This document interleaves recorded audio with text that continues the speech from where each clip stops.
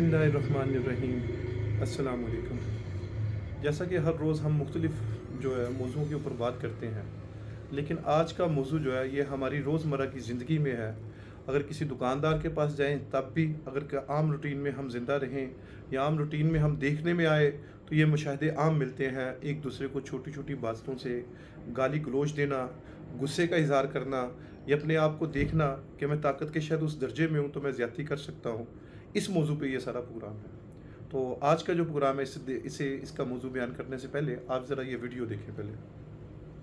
जी, ये हमारे फैसलाबाद का वाक़या हुआ है। हमारे फैसलाबाद में घंटाघर बड़ा मशहूर है और फैसलाबाद में घंटाघर मशहूर होने के बाद आठ बाज़ारें हैं। 8 बाज़ार इन घंटाघर को लगते हैं।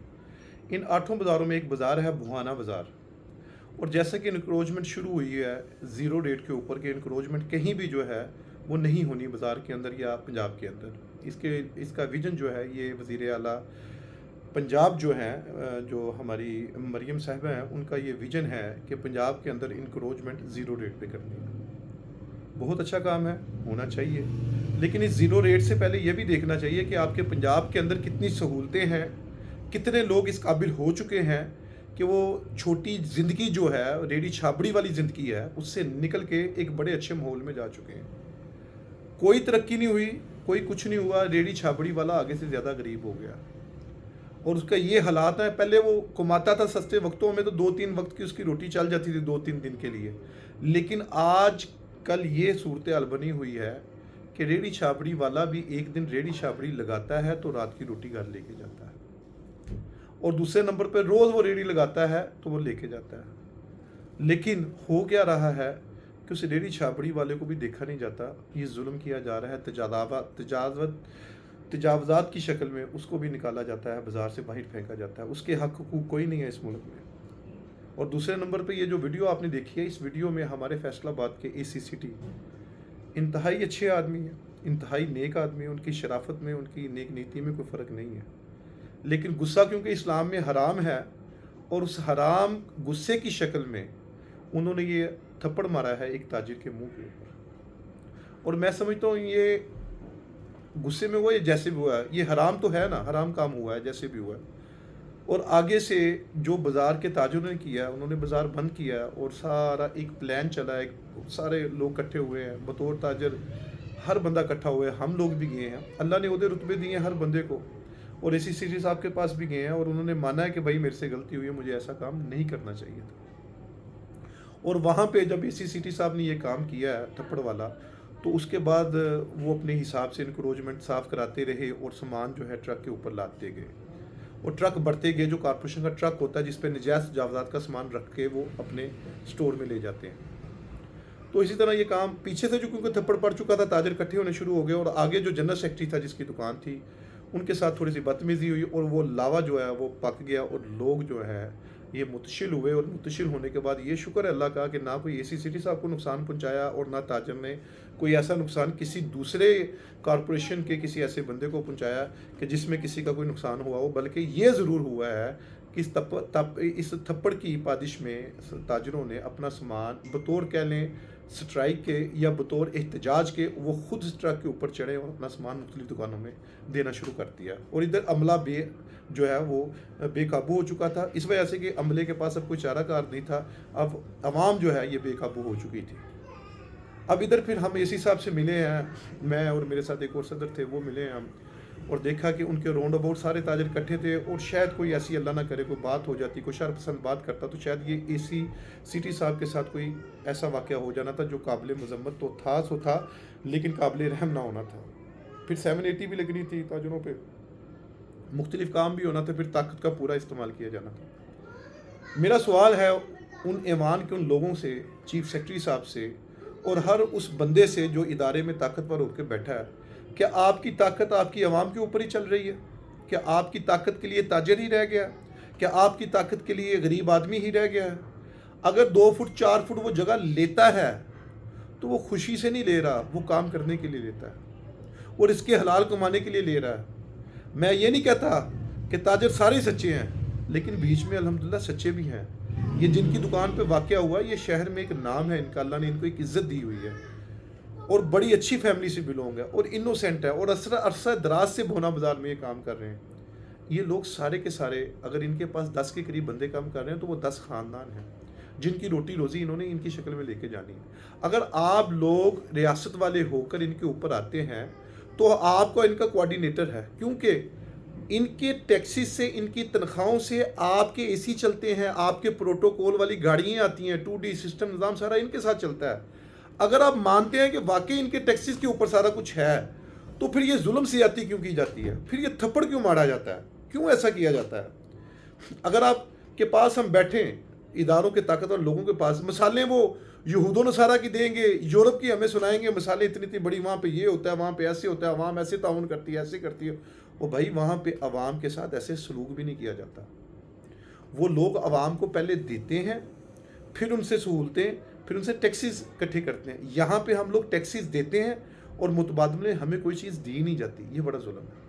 اور یہاں پہ جس موضوع پہ میں آنا چاہ رہا ہوں، سب سے اہم موضوع یہ تھا کہ اے سی سی ٹی صاحب نے بڑے پن کا مظاہرہ کیا، اپنی معافی مانگی. معافی مانگنے سے مراد اپنا یہ گلٹی جو انہوں نے تھپڑ مارا، انہوں نے کہا جی بالکل میں نے یہ غلط کیا ہے اور میں پرسنل ہے.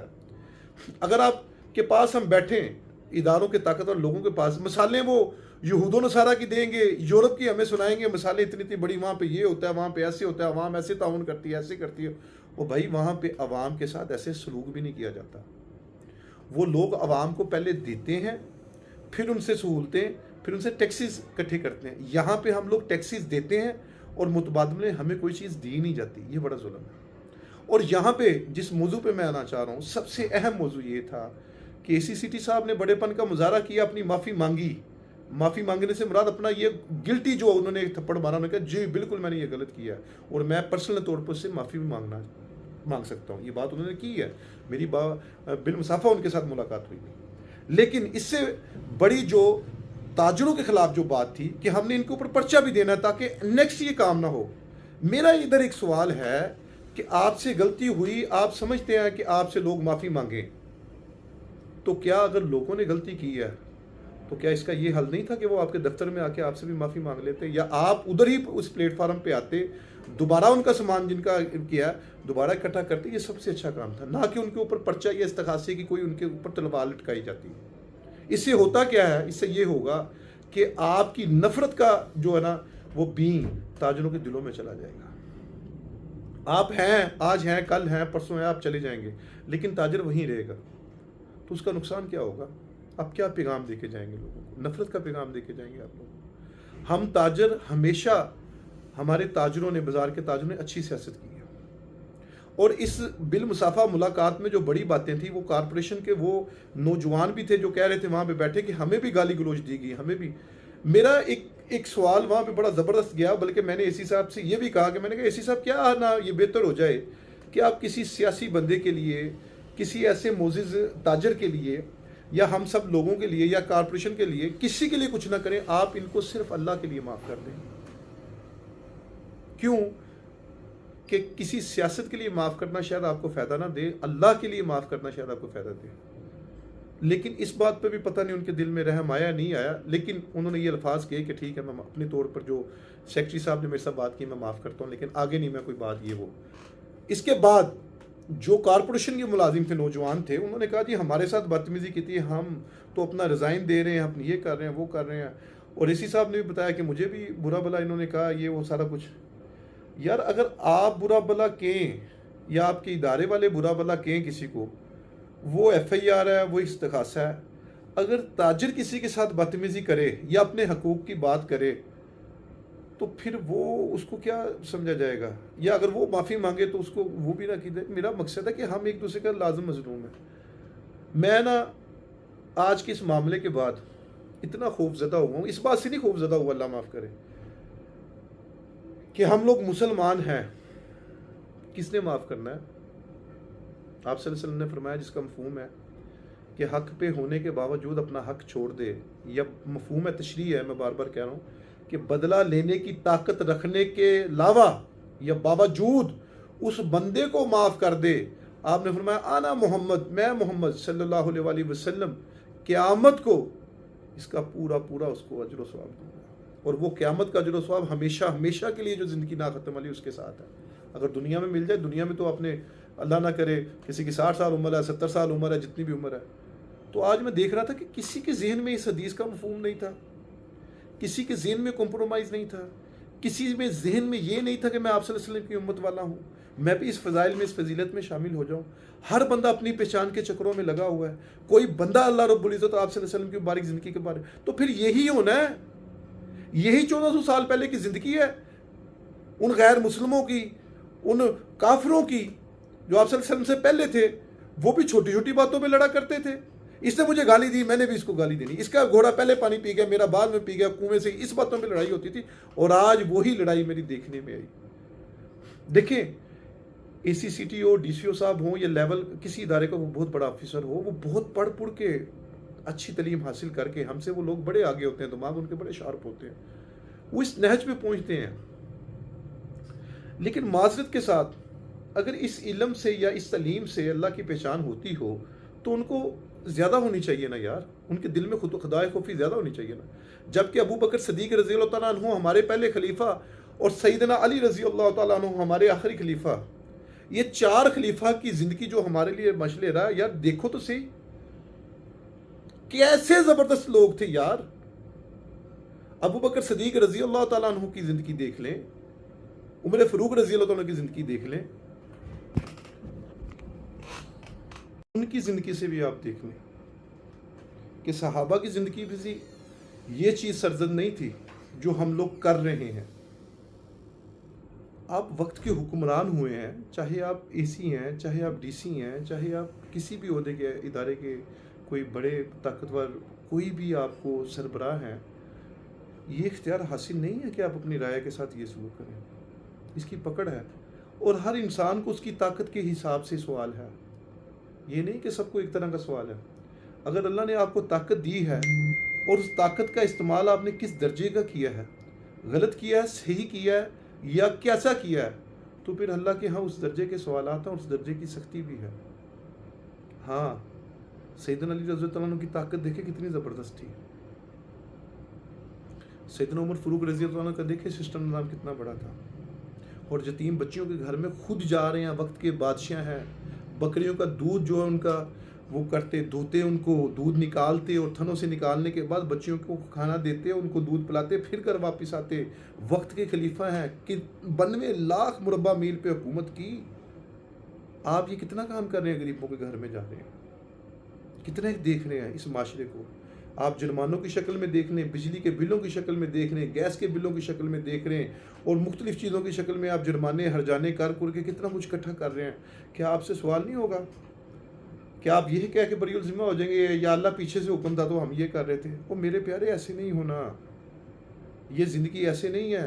اسی طرح تاجروں کے ساتھ بھی سوال ہے. یہ نہیں کہ انہی کے ساتھ ہے، ہر ایک کے ساتھ معاملہ اس کی طاقت، اس کے مال اور اس کی چیزوں کے مطابق ہے جو اس کو عطا کی گئی. یہ نہیں ہونا کہ طاقت والے کے ساتھ جتنی دی ہو اس سے کم طاقت کے سوال ہونے ہیں، یا مال والے کے ساتھ پیسے زیادہ تھے کم مال کا سوال کیا گیا. پورے رائی کے دانے کے برابر بھی فرق نہیں آئے گا، نہ مال میں، نہ طاقت میں، نہ کسی چیز میں. کن خوش فہمیوں میں اور آپ پڑے ہوئے ہیں، اور ہر حال میں اپنے آپ کو یہ سمجھ رہے ہیں کہ شاید ہم نے بخش جانا ہے، شاید ہمارے ساتھ کوئی نرمی والا معاملہ ہے. میرے پیاروں نہیں. یہ آج کے معاملے میں میرا دل دکھا ہے. اس وجہ سے دکھا ہے کہ ہم کس نبی صلی اللہ علیہ وسلم کی امت ہے. کیا منہ لے کے جانا ان کے پاس. ہم ایک دوسرے کو معاف نہیں کرتے، ہم ایک دوسرے کو فوراً بدلہ لینے کے لیے چلے جاتے ہیں. ہمارے ہاں تربیت کا فقدان ہے، ہمارے ہاں دین کا فقدان ہے، ہمارے ہاں بات سننے کا فقدان ہے. اچھی بات سننے کو کوئی تیار نہیں، معاف کرنے کو کوئی تیار نہیں. مجھے گالی دیجیے، میں بڑا شیر خان ہوں. تو کس طرح کا شیر میں ہے نا؟ پیشاب تو نہیں روک سکتا، بلغم تو نہیں روک سکتا، ناک کی نیچ تو نہیں روک سکتا، ہچکی تو نہیں روک سکتا، دل کی دھڑکن تو نہیں روک سکتا، آنکھوں کا دیکھنا تو نہیں روک سکتا، زبان سے بولنا تو نہیں روک سکتا، کھانا تو کر. کن چیزوں کی اکڑ ہے ہم لوگوں کو؟ کیوں نہیں معاف کرتے ایک دوسرے کو؟ کیوں نہیں اللہ سے معافی مانگتے؟ اتنا علم، اتنی چیزیں حاصل کر لی، ایسے ایسے مقابلے کے پیپر دے کے اللہ تعالیٰ نے لاکھوں انسانوں سے آپ کو کامیاب کیا ہوا ہے، لیکن پھر آپ کے اندر تربیت کی کمی. لوگوں سے نرمی برتو تاکہ اللہ تم سے نرمی برتے. لوگوں سے سختی نہ برتو. ہمارے معاشرے میں جھوٹ، بددیانتی، بے نیتی، اتنے ایسے کام شروع ہو گئے ہیں. کیا کریں؟ کس کو سنائیں؟ کس سے کہیں؟ کس کے پاس جائیں؟ کون ہے غریبوں کا متولی؟ ہمارے ملک کے اندر یہ جو ماتھے کے شکن پڑ جاتے ہیں، یہ کس وجہ سے پڑ رہے ہیں؟ انہی پریشانیوں کی، انہی ٹینشنوں میں. وہ اس کے اوپر جھوٹیاں ایف آئی آر دے رہا ہے، کوئی جھوٹے کام کر رہا ہے، کوئی پراپرٹی ہتھیانے کے لیے کچھ کر رہا ہے، کوئی کچھ کر رہا ہے، کوئی کتنے زیادہ لوگ، کوئی اس پہ الزام تراشیاں لگا رہا ہے، لوگوں میں جھوٹا ثابت کرنے کے لیے فون کر رہا ہے، ہم نے یہ کر دیا، ہم نے وہ کر دیا، پورے خاندان میں اس کو ذلیل کر رہا ہے، حالانکہ حق بھی اس کا کھایا ہوا ہے، مہربانیاں بھی اس پہ رہ رہی ہیں اور سب کچھ اسی کا ہے. لیکن اس کے اوپر دعوے کر کے جھوٹ بول کے کر رہا ہے کہ یہ باہر بیٹھا ہوا ہے، سب کچھ میں عرب کر جو. کیا کر رہے ہیں ہم لوگ یار؟ پھر کہتے ہیں جی بخشنا بھی ہم نے اور مرتے وقت کلمہ بھی نصیب ہونا ہے. نہیں، ایسے نہیں چلنا. اپنی زندگی کو بدلنا پڑے گا. عہدے رتبے والے، طاقت والے، معاف کرنا پڑے گا. بدلے دینے سے کام نہیں بدلتا. آپ کی طبیعت ناگوار گزری، آپ نے زیادتی کی، آپ نے مانا میں نے زیادتی کی، لیکن جس بچے کے اوپر آپ نے ایف آئی آر دینی ہے بعد میں، وہ بھی تو کسی کے بچے ہیں. نہیں، وہ بھی تو زیادتی ہو گئی نا. ان کو بھی تو معاف کریں. اس معاشرے میں چلنے کے لیے کیا ایف آئی آر دینی ضروری ہے؟ اس معاشرے میں چلنے کے لیے کیا بدلہ لینا ضروری ہے؟ اگر ضروری ہے یہ چیزیں تو پھر ٹھیک ہے، پھر اللہ کے ہاں بھی فیصلے ہیں نا. پھر اللہ بھی تو دیکھ رہا ہے نا کہ کون طاقت کے نشے میں ہے اور کون ریاست کے خلاف ہے اور کون ریاست کے ساتھ ہے. سب کچھ دیکھ ہی رہے ہیں. تو اس لیے اپنی زندگیوں کو بدلو. اپنے بچوں کو تعلیم حاصل کرواتے ہو تو تعلیم کے ساتھ ساتھ تربیت بھی دو. ان کو دین کی باتیں سمجھاؤ. ان کا اللہ رب العزت اور آپ صلی اللہ علیہ وسلم کی باریک زندگی کے بارے میں بتاؤ. وقت بڑی سپیڈ سے گزر رہا ہے اور اس نے گزر جانا ہے. میرے اور آپ کے چاہنے سے اس نے رکنا نہیں ہے. اس لیے اپنی زندگیوں کے رویوں کو، اپنی زندگی کی ترتیب کو بدلو، تاکہ اللہ رب العزت کی اور آپ صلی اللہ علیہ وسلم کی مبارک زندگی اللہ کے حکم کی شکل میں آپ کی زندگی میں آئے. اس کے لیے سب کوشش کریں گے، اپنی زندگی کو بدلیں گے، اپنی تربیت کو بدلیں، اپنے بچوں کی تربیت کو بدلیں. جو زیادہ پڑھنے والا بچہ، جس نے اگر مستقبل کی بھاگ دوڑ سنبھالنی ہے تو اس کا زیادہ خیال رکھیں. اس کو زیادہ تربیت کی ضرورت ہے. ایسے لوگ ہرگز نہ آیا کریں جو عوام کے مسئلے مسائل کو سمجھ نہ سکیں. صرف عوام کو کاٹنا گاجر مولی کی طرح ہی اپنا مقصد سمجھیں. ان کو اوپر زیادتی کرنا ہی اس کو اپنی زندگی کا مقصد سمجھے تو معذرت کے ساتھ پھر مسلمان ہم کس چیز کے ہیں؟ نام کے مسلمان. اپنی زندگیوں کو بدلیں.